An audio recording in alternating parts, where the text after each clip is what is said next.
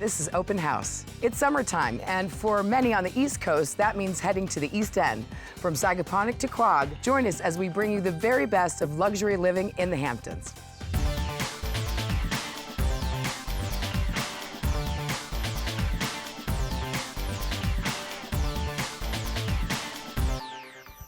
Hello, everyone. I'm absolutely thrilled to be stepping in for Sarah Gore while she's out. If you're a fan of the Real Housewives of New York, you know that the Hamptons holds a special place in my heart. This is where I call home. I gave you a tour of my home last time in Bridgehampton a few years ago, and I'm delighted to invite you to see my new pad right here in Sag Harbor. There are so many details that drew us to this 19th century Greek Revival house. It's a mix of old world charm with modern updates. We love the architectural details like the beautiful wide plank flooring and the wood burning fireplaces. The kitchen is cozy and ideal for hosting friends for brunch, and our bedroom is a serene sanctuary.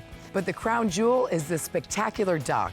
It offers magnificent views of Sag Harbor Cove and the perfect place to take in mesmerizing Hampton sunsets. Now let's get started in Sagaponack, at the home of fashion designer Elie Tahari. Tahari runs one of the most successful luxury lifestyle brands in the world, so it's no surprise his home is as stylish as his collections. And with a comfy beach vibe, beautiful grounds, and ocean access, this is a true taste of quintessential Hamptons living.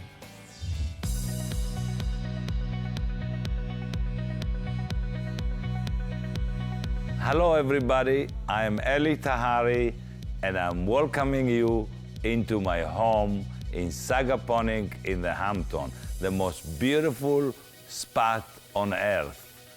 And I can't wait to show it to you. My beach house means everything to me.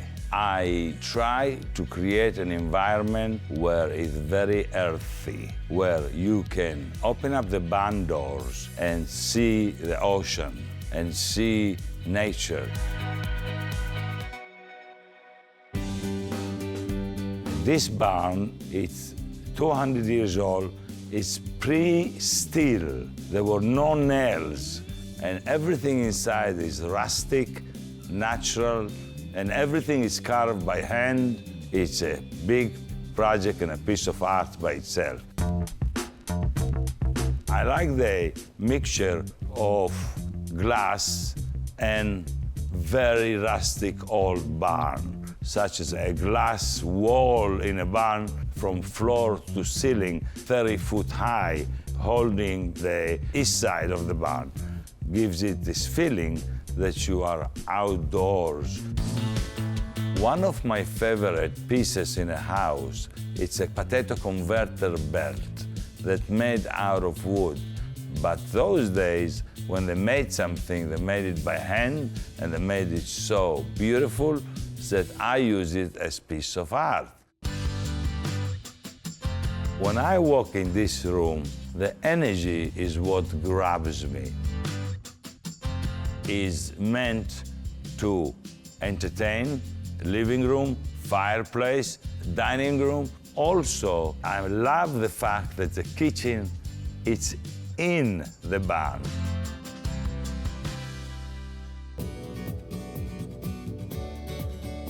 Once I go upstairs into my bedroom and I close the door, I got my own terrace and my own secluded area. Some nights the stars are so bright, you feel like you're touching it. The terrace of the bedroom is one of my favorite parts of the house. When we're having a get-together, we usually eat outdoors, and we eat it under the pergola, and I love that space. I am very privileged to come out here and be next to the water. Being near the water is being near oxygen. Somebody said, walking along a beach, it's the healthiest energy you can ever receive. I hope you enjoy the tour of my home. Thank you for this visit.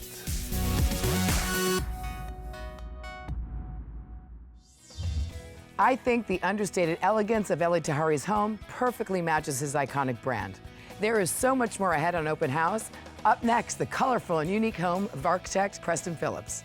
And later, we're showing you how to plan a party, Hamptons style. The most important part of your party, the bar. Today, I'm going to serve rosé with a pop. See you right after the break.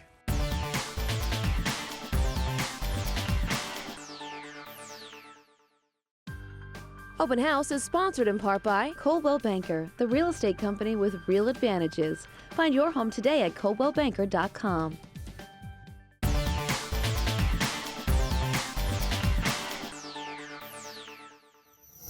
You're watching Open House. Now we're stopping by the Bridgehampton home of architect Preston Phillips. The design of his home is based on the Gestalt art movement of the early 20th century. It features prominent use of bold colors, geometry, and clean lines. As you tour his home and gardens, you'll see his passion for the Hamptons through his design. Let's go and take a look.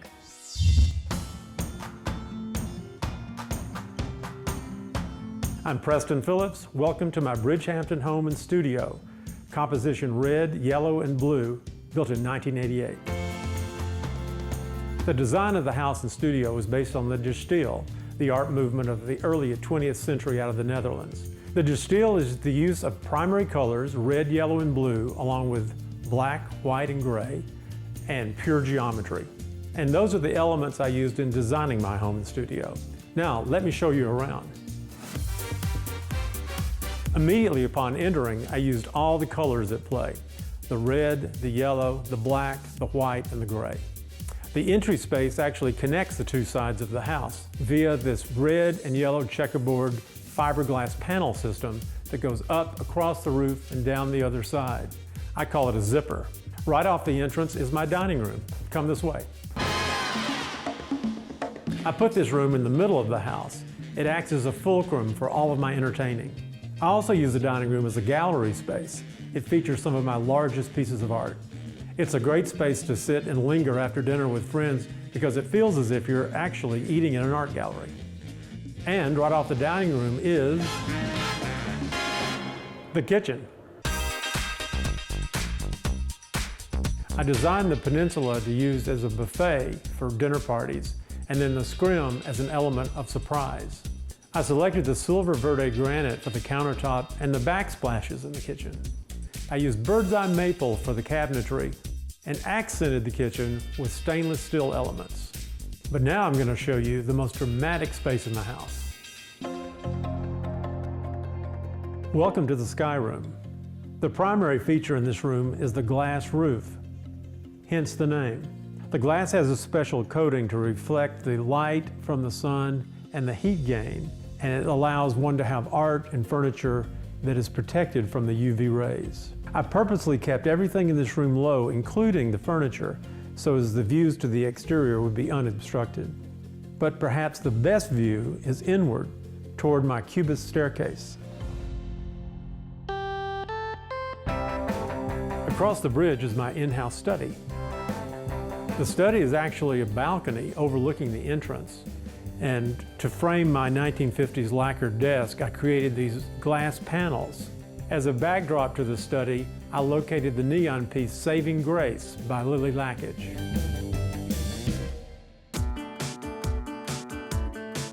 The pyramid is geometry in its purest form, and I love the simplicity. Welcome to my studio. As an architect, I needed a space to work, but I wanted it outside the house, so I created the studio as a separate workspace. I configured it in such a way that the building looks like an object in the landscape as seen from the main house, and from the studio you cannot see the house from the interior. Here I wanted to look out into the wild nature at its best, and I've loved working here for the last 30 years. Thanks for joining me today for the tour of my home and studio, and to see how Gestalt still influences and inspires 100 years after its inception. Now that house was truly unique. Still ahead on Open House, we're stopping by the Sagaponic home of artist Keith Sonier, my former neighbor. In fact, my work has to be plugged in. I'm not a painter. We'll be right back.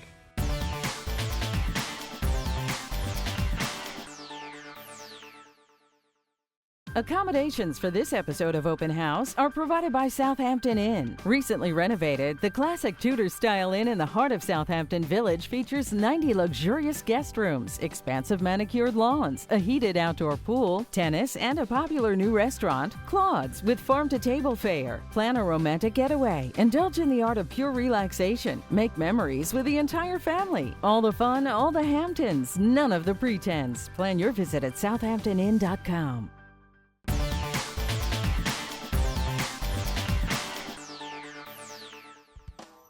You're watching Open House. I'm Luann D'Agostino, in for Sarah Gore. We're back in Sagaponack at the quaint home of artist Keith Sonier. Situated on nearly 2 acres, this farmhouse serves as an inspiration for his art and sculptures, which are featured at museums and art galleries around the world. Take a look.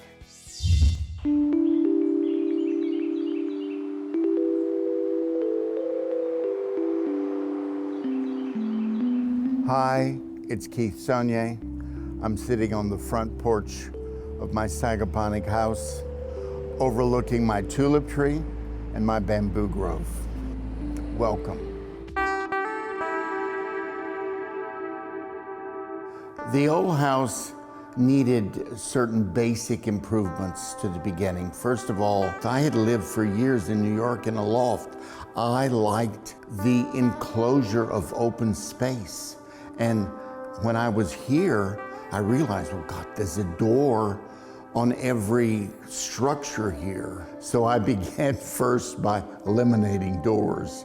There were these amazing old 50s light fixtures that really detracted from the house. So I designed a series of light fixtures out of neon because I've worked in neon for over 35 years.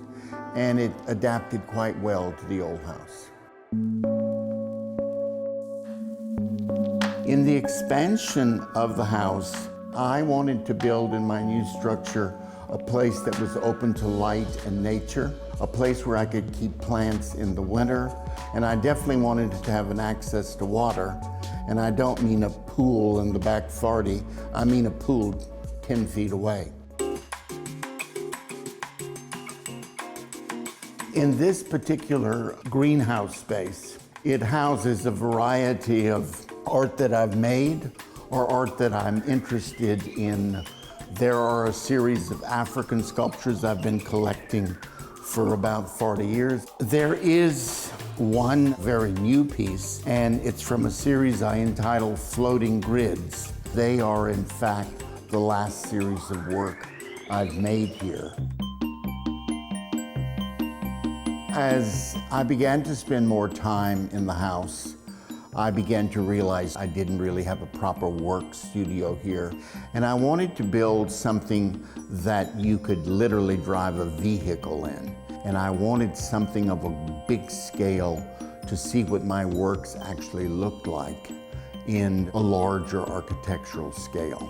So now in this particular space, we have an amazing piece from the series I called the Tesla series, because I was extremely interested in Tesla and his use of electricity, because in fact, my work has to be plugged in. I'm not a painter. I'd like to thank everybody for coming for the tour. The place has been very good to me. I hope you've enjoyed the experience. I love how Sonier uses his home as a backdrop for his masterpieces. Up next, the team from Little Miss Party shows us how to plan the perfect Hampton soiree.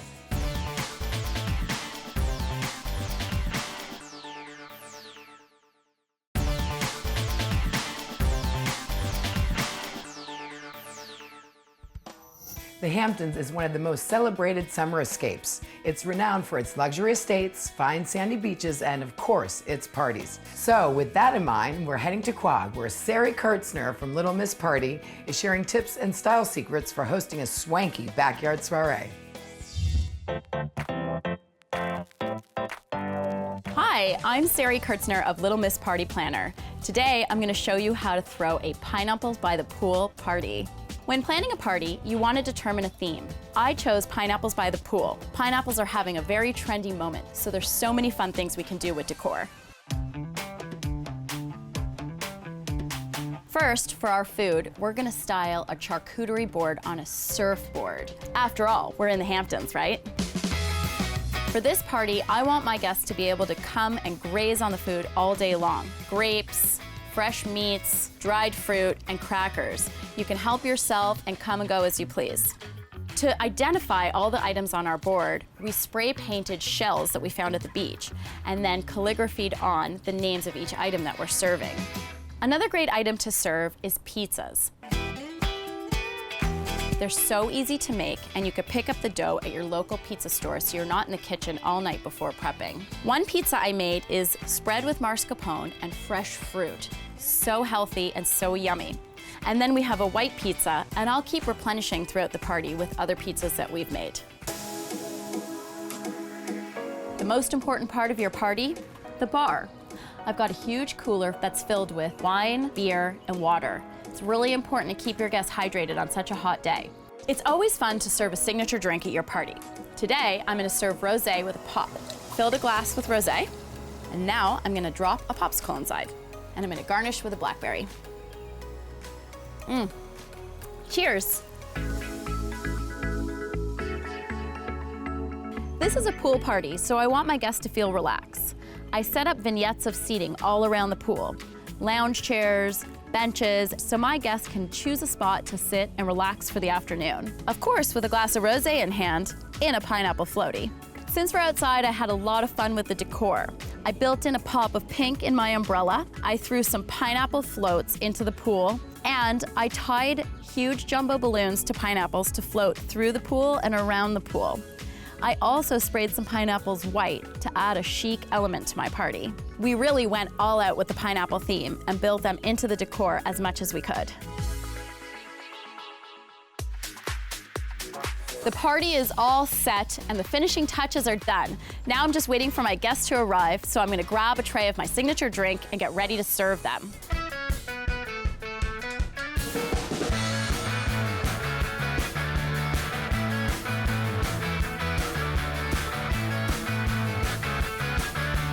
I hope you enjoyed watching today and you learned some tips and tricks about entertaining in your backyard, Hampton style. I think I learned a few tricks that I'll use next time my fellow housewives come over. We're not done yet. Stick around. We're heading to the weekend home of architect Brian Young. Be right back.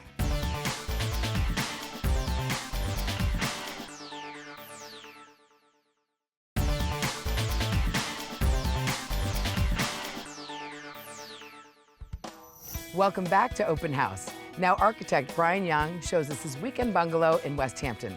It has a mid-century modern aesthetic with a wide open floor plan and architectural interest at every turn. Take a look.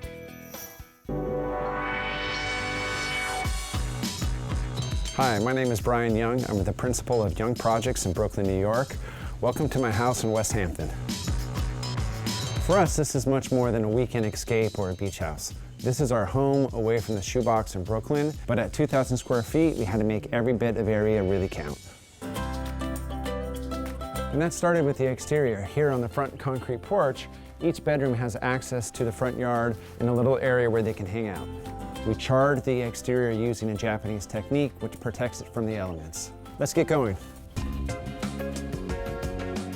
And as you move to the interior, there's a threshold, a spatial change. You go from the intimacy of the front porch to something much more open and expansive in the living room.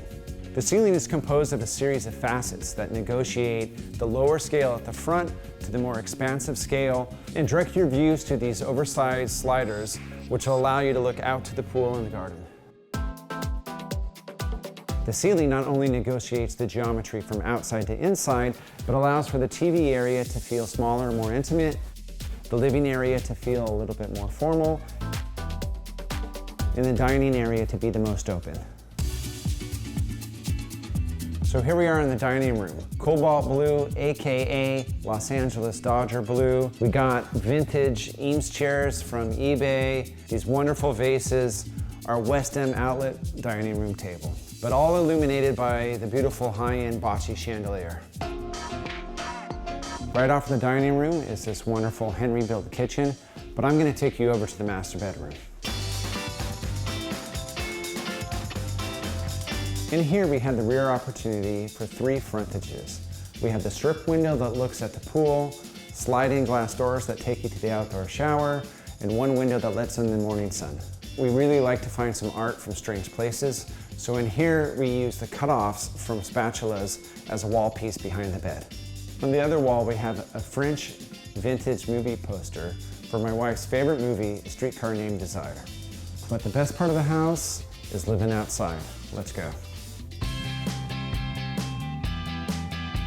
So this is what I'm talking about. Barbecuing, a nice dinner with the family, a little bit of pool action, and then looking at the stars. But after all, this is a Hamptons bungalow. So this is where I like to lounge, drink my ginger, vanilla, and lime seltzer, and chill out. Thanks for coming. That's all for now. I hope you enjoyed our tour of the Hamptons. I've had a great time stepping in for Sarah Gore. I'll see you on Bravo's Real Housewives of New York City, and Open House will be back next week with more amazing homes. And if you want to check out any of the homes featured on today's show, again, all you have to do is head to openhousetv.com or follow the show on Twitter, Instagram, or Facebook at Open House TV. Thanks so much for watching.